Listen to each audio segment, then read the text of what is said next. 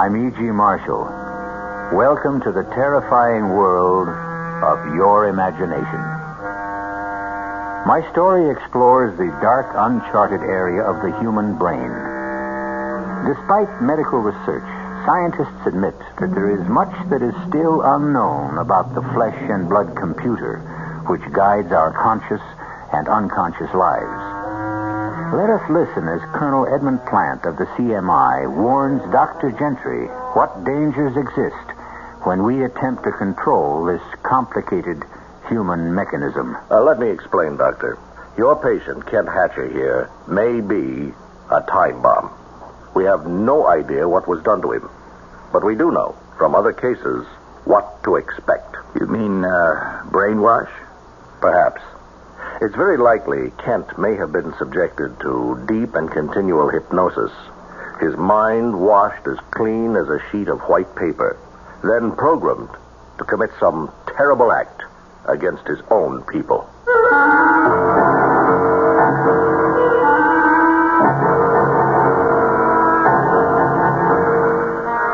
Our mystery drama, Prognosis Negative, was written especially for the Mystery Theater by Sidney Sloan and stars William Redfield and Bryna Rayburn.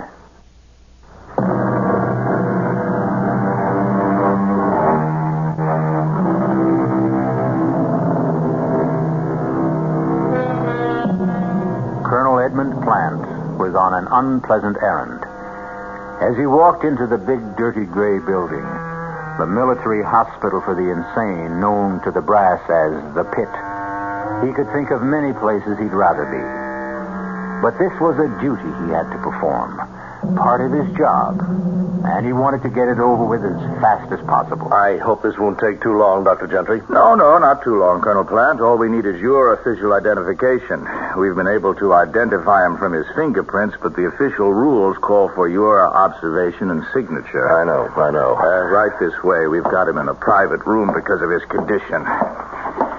Yeah, here we are. Step inside, please. I'll speak to him. I don't know if he'll respond. Kent, can you hear me? Colonel Plant, your commanding officer, is here to see you. You want to talk to him? 6, 5, 3, listen to me. Listen to me. What does that mean? Well, we don't know. That's the only response we've been able to get from him. Kent, do you remember me? Kent. See? Look at his eyes. No focus. He doesn't hear you. He's in a world of his own. Kent Hatcher disappeared on a mission behind enemy lines 8 years ago. 2 months ago, he showed up in a prisoner exchange. We had believed him dead in action. After 7 years, he was declared officially dead. Well, does he have any relatives? A wife? Yeah, he had a wife. She's remarried. Moved away. Left the state, I believe. Anyone else, Colonel? No. So, here he is. Mindless, mutilated, tortured. No relatives, no friends. And his superiors embarrassed or annoyed that he's still alive. Now, I did not make the rules, nor did I persuade Kent Hatcher to take the mission. It was purely voluntary. I know. Well, what do we do now? Of course, we will do our best to bring him back. Mentally and physically? Both, if possible, but it is doubtful. He has an overstrained heart condition. It's quite serious. So permanent physical recovery is doubtful. Perhaps it's all for the good. But you would rather that he die? Let me explain. Kent Hatcher may be a time bomb. We have no idea what was done to him, but we do know from other cases what to expect. You mean, brainwash? Perhaps. It's very likely Kent may have been subjected to deep and continual hypnosis.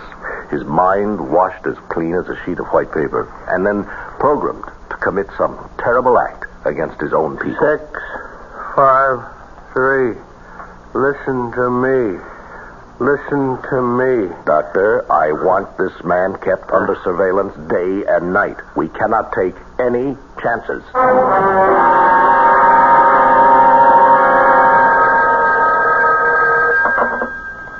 CMI, Colonel Plant here. Oh, Colonel, this is Dr. Gentry.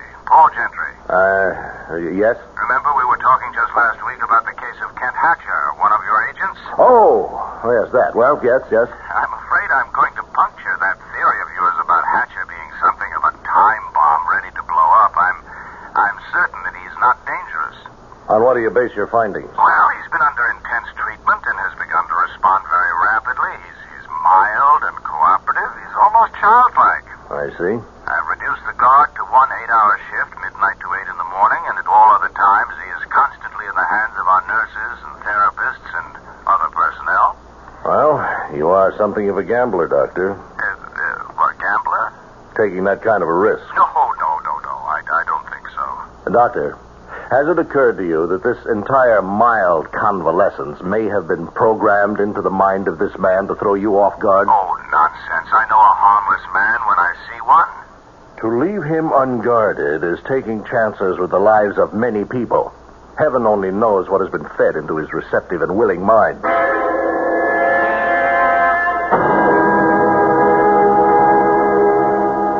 You know your name is Kent, don't you?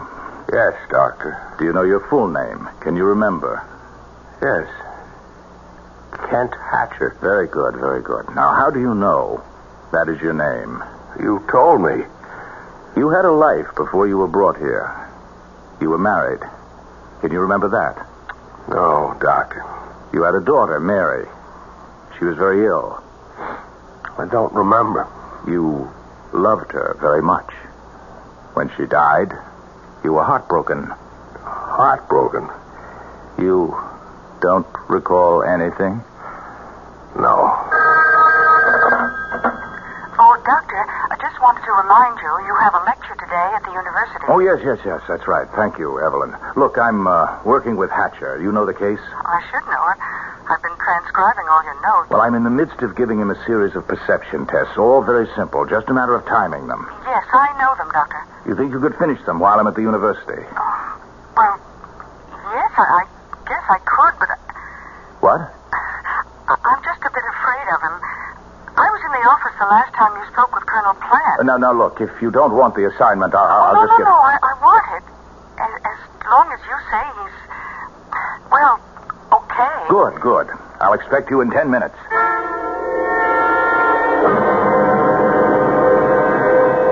Excellent, Mr. Hatcher. Excellent. Well, I'll have a good report for Dr. Gentry. Now, suppose we put all the equipment, the puzzles and the cards, back into their proper boxes. Proper boxes. The boxes they came in. You understand, don't you? Understand. I think you understand more than you pretend. Are you pretending? No. Oh, don't get upset. I'm sorry if I hurt your feelings. 6, 5, 3. Listen to me. Listen to me. Please, 6, sit down. 5, We have more 3. to do, more Listen games to play. me. Please. Now. Stay back. Stay back. Now. Please, Now. don't hurt me. Now. Please.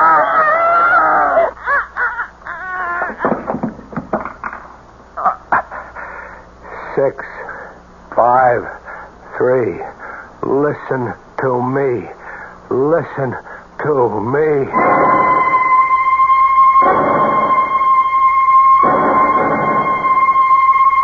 I'm grateful to the officials who have given me this airtime to explain a very serious matter. I am, or was, Ken Hatcher's doctor, and I must add my warning to the hundreds of others you have read in your newspapers and heard over the air. Ken Hatcher is dangerous, frighteningly dangerous. Do not, under any circumstances, attempt to apprehend him yourself. Call the special numbers that have been set up for this purpose. Do not let his mild manner deceive you. He is a killer who will act without even the slightest provocation. The police have orders to shoot on sight.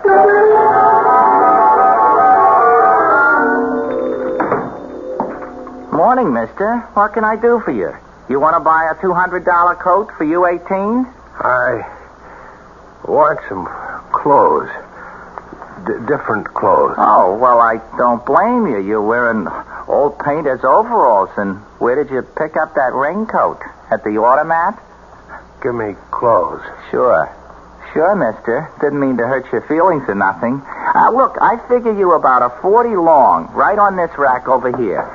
So, you just go ahead and help yourself, huh? You pick out what you want. I got to go to the back of the store to do a little alteration, okay? You just pick out what you want, and then call me, right? Okay. I'll see you in a minute. What was that number I seen in the paper? Where is it? Here.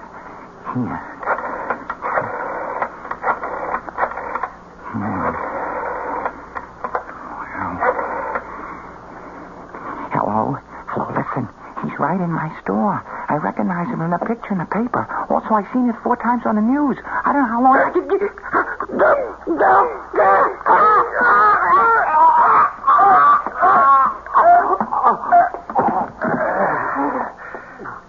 6, 5, 3. Listen to me. Listen to me.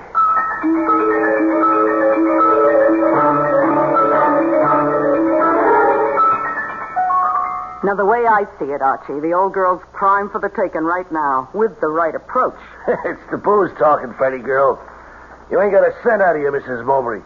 And you ain't gonna because you ain't sharp enough to convince her. Look, Archie, you got to work these big jobs slow.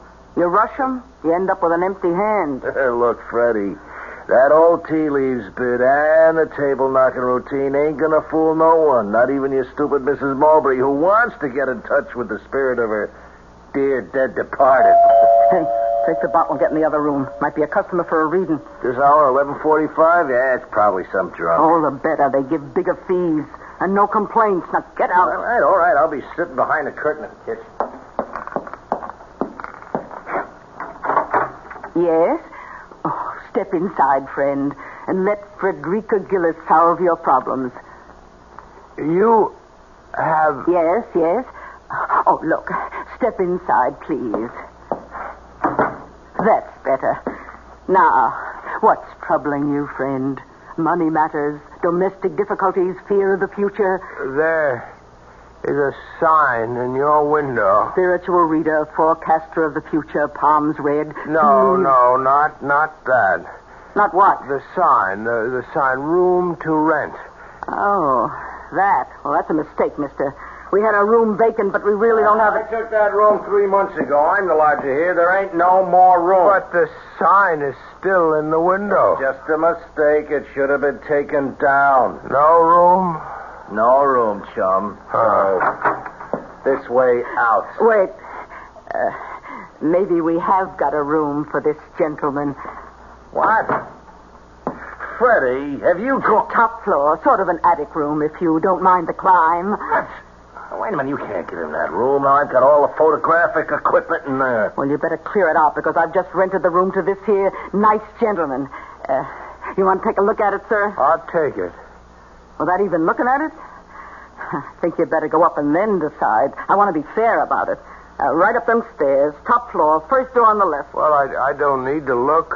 Now do as you're told. Go upstairs. Yes, I'll go. I'll do as you say.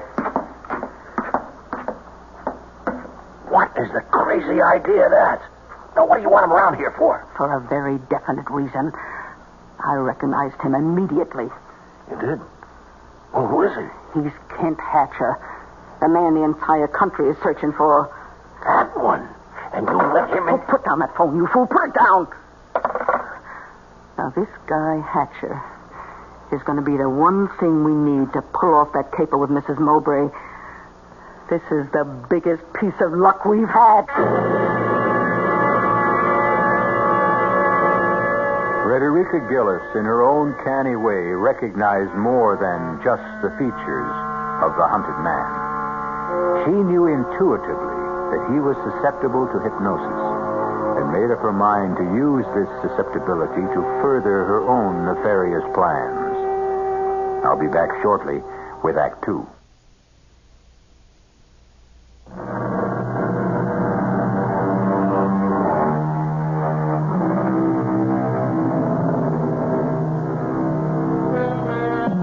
Several days have passed since Kent Hatcher, the hunted man, found refuge with Frederica Gillis and her accomplice, Archie. She has not permitted him to leave the house, and, in fact, has been working to disguise his much-publicized, scarred face. That you, Archie? Right, Freddy girl. Come out here in the kitchen. I want you to see something. Coming. Well, Archie, how do you like him? Good. What a change you made in his appearance. You've even given him a new hairdo. Looks a lot different with the dye job. Takes years off his age, blacking it up like that. Wait till his beard grows out. That'll cover most of the scars. It's terrific. Well, Kent, how do you like your new look? I like it. Thank you. Only his name is not Kent, Archie. That had to be changed. His name is Mazumodar. What? He's going to be Mazumodar, the Indian mystic. He'll darken his face, let his beard grow out, and then with a fancy, what do you call them things they wrap around their heads? Turban. Turban, that's it. Oh, can't you just see him in a rich-looking robe with a turban on his head? Now, wait, well, what's on your mind, Freddy girl? Oh, you're not very quick, Archie. Now, look, what I have in mind is Mazumodar. Mazumodar, do you hear me? I hear you. What is your name? Tell me your name. I am Mazumodar. Now, I want you to go to your room, and you are to stay there until I call you. Repeat what I have told you. Go to my room and stay until you call me. Now, go. I go to my room and stay. That's amazing. To me, he's behaving like a little lamb. Oh, I could sense right from the moment I laid eyes on him that he was an easy subject. Oh, we're going to give Mrs. Mowbray the greatest spirit show she's ever seen in her life. She'll hand us her money in a bushel basket.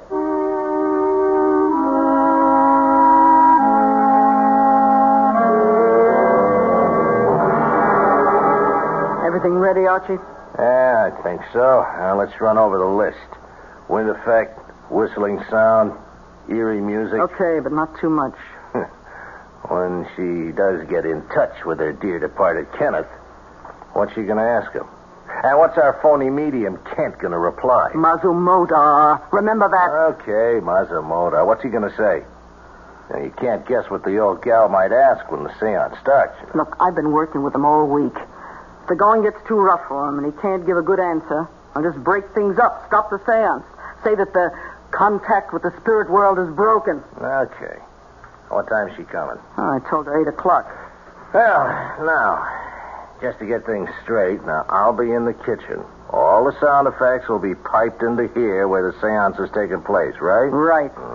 And when I want the sound out, I'll say, Mazumodar, do you feel a presence in this room? Then I fade sound out and Mazumodar takes over. That's all there is to it. And Mrs. Mowbray will be here in 30 minutes.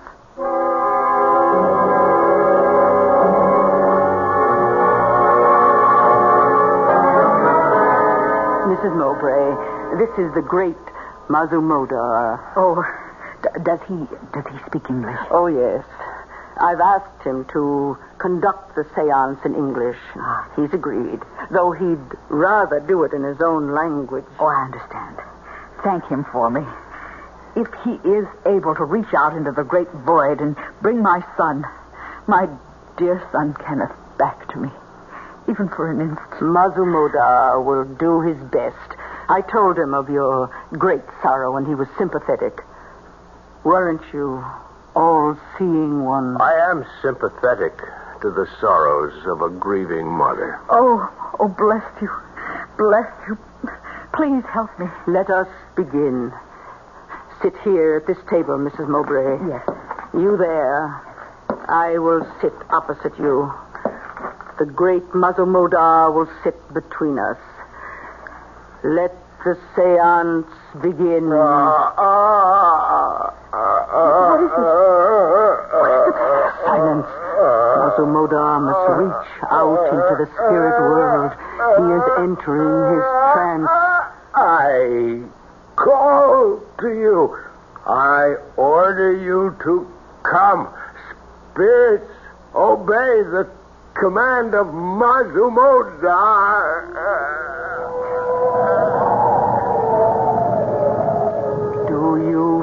reveal a presence, all-seeing one. There is one here who demands to speak. Then let him speak. Mother! Mother, where are you? It's Kenneth. He's calling to me. You may speak to him. Oh, Kenneth, darling, I miss you terribly. Are you happy? I am happy, Mother. Oh, I'm so alone, darling. I want you with me always. I have felt your presence near me. I have been with you from the moment of my death. It has been difficult reaching you, difficult to let you hear my voice. Now you are being helped by kind and gentle people. Be good to them, Mother. Without them, our thin thread of contact will dissolve. I will return to you, and we will talk again. I will return. Oh, what happened? Why has he gone? Oh, call him back, I beg you. Mother Modar, I will give you anything you want, but please let me speak to him again. Now, stop that. You want to ruin everything? Stop, I say. The seance is at an end. Oh, please. Ask Mother Modar to forgive me for my outburst. Mazumodar understands, Mrs. Mowbray. Oh, I hope he does. When may I come again? I will call you after I consult with him. I want to... Well, I don't quite know how to say this, but can I give him something? I mean, will he accept? The all-seeing one is a holy man and may not accept money. It is unclean. Oh, well, in that case... But he must live, and I must live. That is, I will accept for him. Oh, yes, of course. Here. Oh, you are a good person, Mrs. Gillis. I'm so lucky to have found you. Goodbye. Thank you again, and please call me soon. Soon. Goodbye. Archie? She's gone finally, huh? Yeah, you didn't let the seance go too long, did you? Just long enough to make her want more. It was a complete success. Mazumodar was perfect. She loosened up the purse strings a wee bit, too, didn't she? I heard her say something about money. Here, 500. Take your cut. 500? Whew, it's better than I thought. Peanuts. That's just a down payment on what she's going to give us. Beg us to take. You got something big on your mind? Well, the next time, she's not going to be taken in quite so much by the atmosphere of the seance. She wants something more definite, more tangible. Well, we got all that info we collected from the Army files about her son. You know, flyer shot down. Body never recovered. Final report of his burial in enemy territory. Oh, nothing in that stuff will have any influence on her. Now, just take a look at this snapshot, taken with his buddies overseas. Take a good look at it. Yeah, all right. Yeah, well, what's so important about this photo? Look at his right wrist. What do you see? Here, use this magnifying glass. Here. Yeah. Looks like he's wearing one of them identity bracelets this guys wore at the time, you know, especially the flyers. That's correct. Now, it was specially made for him, she told me, by a fancy jeweler. Now, at the time of his death, it was destroyed or stolen. She never got it back. So what? We are going to reproduce that bracelet. And at the next seance, Mazumodar will ask the dear departed Kenneth for some proof that he is really Mrs. Mowbray's son. And then old Mazumi will drop the identity bracelet right into Mrs. Mowbray's sweating hands. Oh, that's great. That's really a great idea, Frederica girl. Well, now, look, you take this photo and blow it up as large as you can.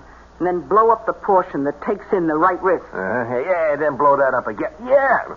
Then get all the details. And then we find a jeweler who can reproduce the identification bracelet exactly. What do you think that'll be worth to the rich Mrs. Mowbray?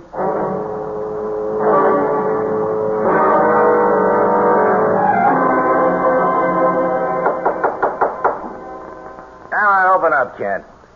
Now, will you be a good guy? Good guy, now open up the door, huh?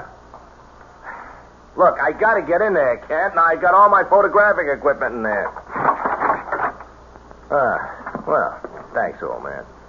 Hey, I'm sorry if I disturbed you. It will take me a minute. No. No, what? No. Wait a minute, Kent, or No. Macabre, whatever your name. Now, listen. No. Stop. Now, don't look at me No. like that. Federica! No. Federica, help! 6, No. 5, No. 3. Stop. Listen No. to me. Stop. Listen Federica! to Help. me. Help.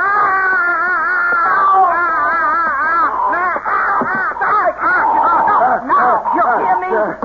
You hear me and you obey. Tell me that you hear me. I hear you. Well, now go back into your room and stay there until I order you to leave. Repeat what I have said.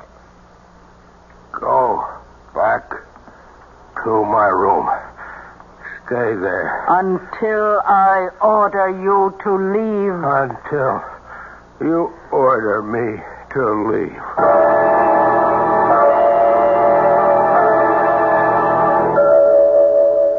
Feeling better, Archie? Well, my throat feels like a horse stepped out of something. But playing with dynamite. The best thing we can do is turn him in before we all wake up dead some morning. Yeah. Wait till we make the big caper. Till the next seance.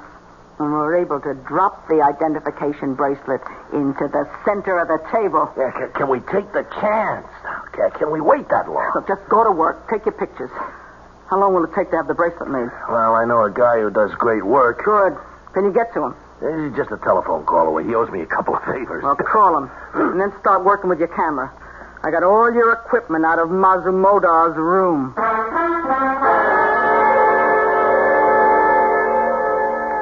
Here. Feast your eyes on that. Oh, the bracelet. You got it. Told you the jeweler was a friend, huh? Did it in 2 days. Now, ain't it beautiful? Oh, let me see the photo. The blow-up you made. Here. Spit an image. Oh, perfect. Looks like the original. Yeah. Look how he made it look as though it had been in a fire, eh? Marbury went down in flames, you know. Yeah. Oh, good touch. Makes it look authentic. Look, I'll call Mrs. Mowbray and set up the seance as soon as possible. Listen, there's one little fly in the ointment, Freddie girl. What? Maybe we ought to get a new medium to run the show, huh? What are you talking about? New medium? No. We've got to use Mazumodar. We've established him. Well, you got to unestablish him. He's gone. Gone? When? How? We'll just have to find him. Come on. He didn't have much money, so he couldn't have gone far. Well, wouldn't it be better to report the whole thing to the police? And throw away enough money to keep us in the good things for the rest of our life? Are you crazy? But now... No buts. Mazumodar is the key that will unlock Mrs. Mowbray's bank account. And we're not going to let that slip out of our hands.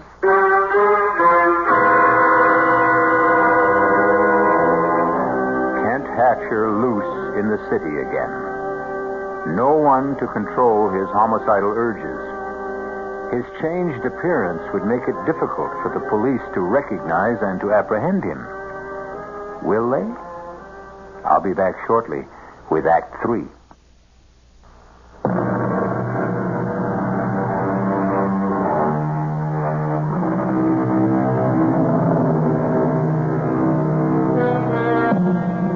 Days have gone by since Kent Hatcher broke through the bonds of hypnotic suggestion and fled from the house of Frederica Gillis.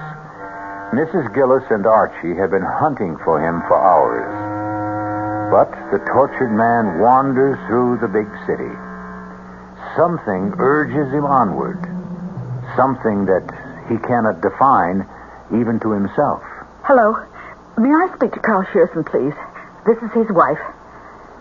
Carl, Alma, I know you don't like me calling the office, but I think I saw him. No, Carl, I'm sure. He's changed, but I knew him. Yes, I know I said that before, but this time he followed me. Yes, I tried to get away. I ran into Fletcher's grocery store, quickly ordered some groceries, and asked them to let me slip out the back entrance. I didn't see him after that. Call the police. No, I couldn't. They'll kill him. They're searching for him, and they'll take no chance. Oh, someone at the door. Must be my grocery order. I told them to send it up. Call me back in a few minutes, Carl. Coming. Oh, no. No. Please. Don't come in here. Get your foot out of the door. Let me close it, please. Alma, I want to talk to you. Alma, don't hold the door. I won't hurt you. Come in.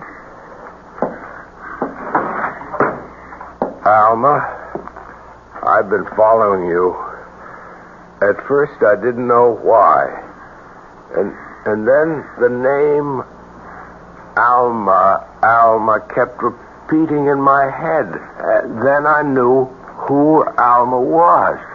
Do you know who I am? Yes. I know you can't. They told me you were dead. I was alone all those years. I'm remarried. Remarried? You were declared legally dead. Even then I hesitated, but Carl insisted that we marry. He's a good man, kind. I need him. He loves me. Our daughter, Mary, dead, isn't she? Pneumonia. The year after you disappeared. Dead. Everything dead, or gone, or over. Kent, you must go away. Hide. They're looking for you. They may find you here. All over. You know, Alma, I can hardly remember what you used to look like. I can hardly remember my life.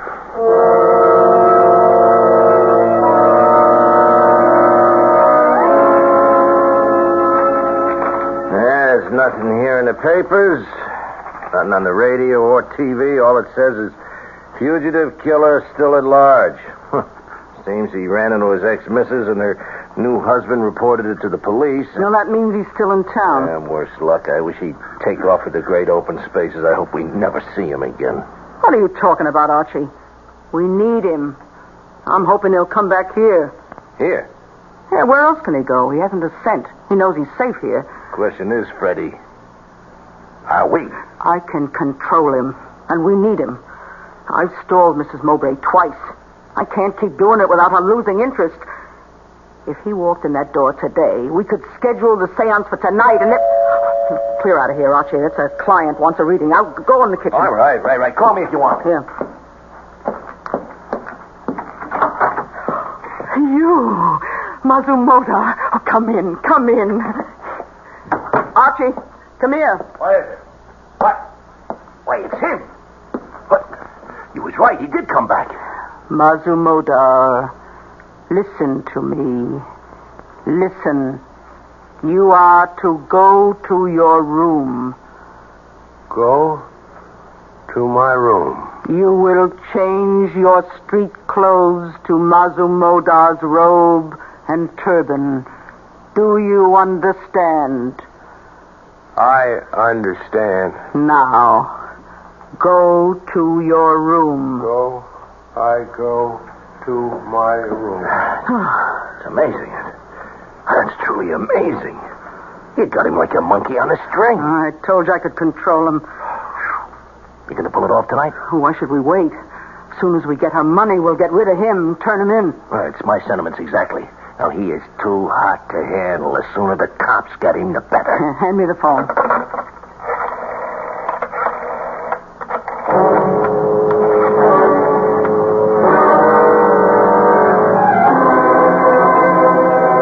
Mrs. Mowbray, right on time. Come in. Thank you for calling me. I began to think that all contact with my son Kenneth was broken. I thought perhaps I had disturbed Mazumoda by my outburst. Oh, no, nothing like that.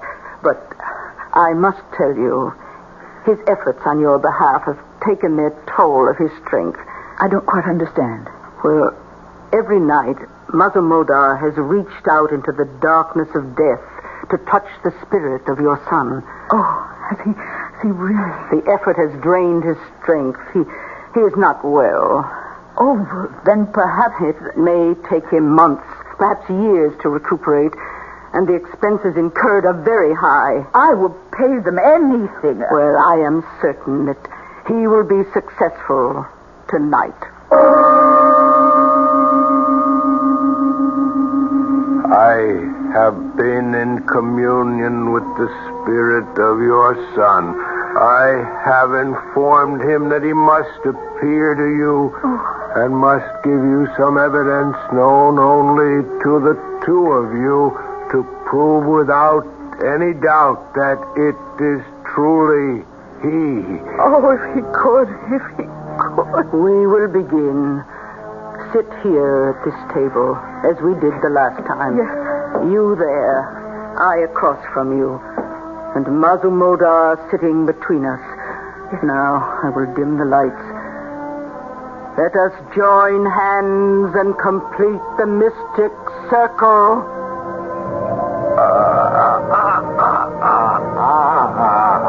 Oh, Mazumoda, do you feel a presence? I feel there is one here who has traveled a long way.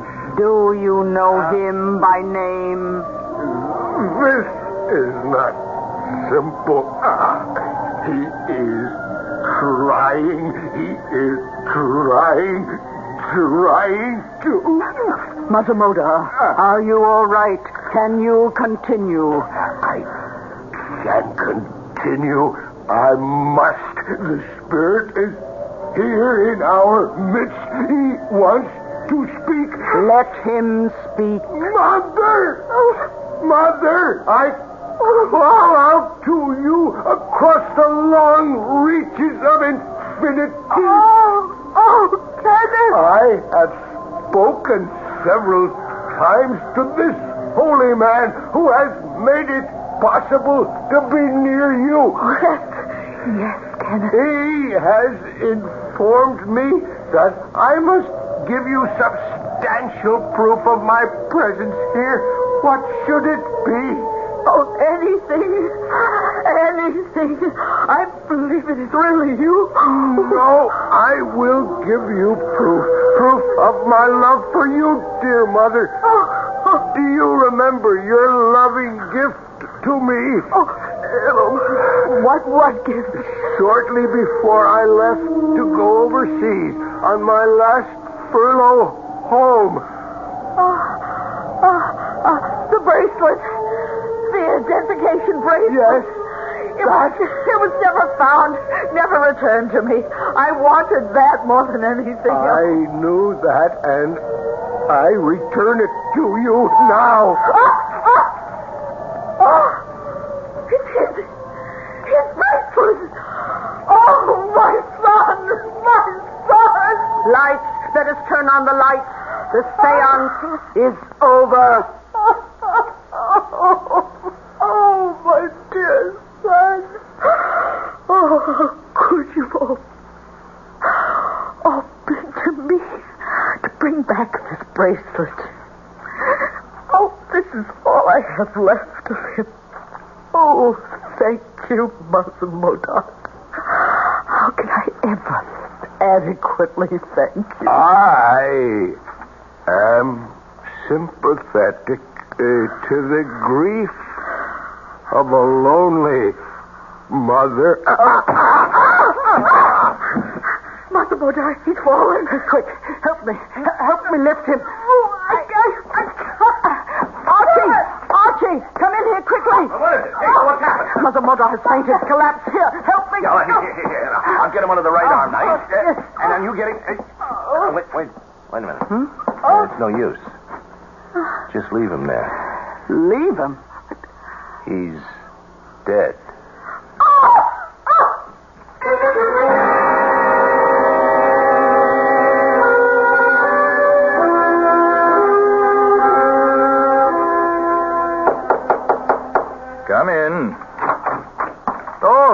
Yes, Colonel Plant. I've been expecting you. Yes. Official identification of the body, I know. Well, I don't make the rules. I realize that, Doctor. Let's get on with it. I have another appointment. Very well. If you'll come this way. Here, after you, Colonel. We, keep the bodies here prior to identification. Of course. Right this way, please. And here we are, number 31416. Do you identify this man, Colonel Plant? I do. His name was Kent Hatcher. His serial number... No, that won't be necessary, Colonel. It's all here on this form. May I have your signature, please? Yes, of course. There you are. Thank you. Is that all? No, that's all that's required officially, Colonel. But do you mind if I ask you a question? Yes, go ahead. That business with the identification bracelet? Oh, it was a fake, a reproduction. Mrs. Gillis' accomplice, Archie, had it made from a photograph. We got all that in their confessions. They had made it look as though the dead son, Kenneth, had sent the bracelet to his mother from the great beyond? Mm-hmm. Yes, it's a common trick played by people of this type to bilk naive women. However, there was one aspect of the matter that has not been satisfactorily explained.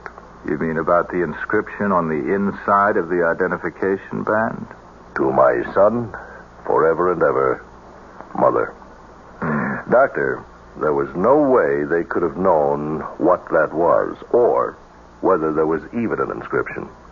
In some mysterious way, that engraving appeared on the inner face of the silver bracelets. How? We shall never know.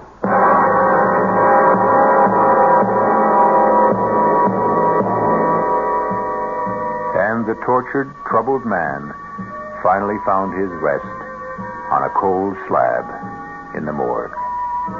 Unmourned, unwanted, unwept for. I'll be back shortly.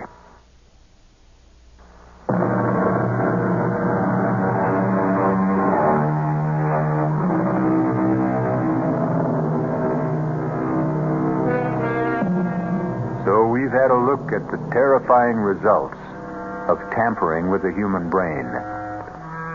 All the experts agreed pretty much on the methods that had been used, but not one had an answer for Kent Hatcher's mysterious extrasensory knowledge of the inscription on the inside of the bracelet. That he took to his grave.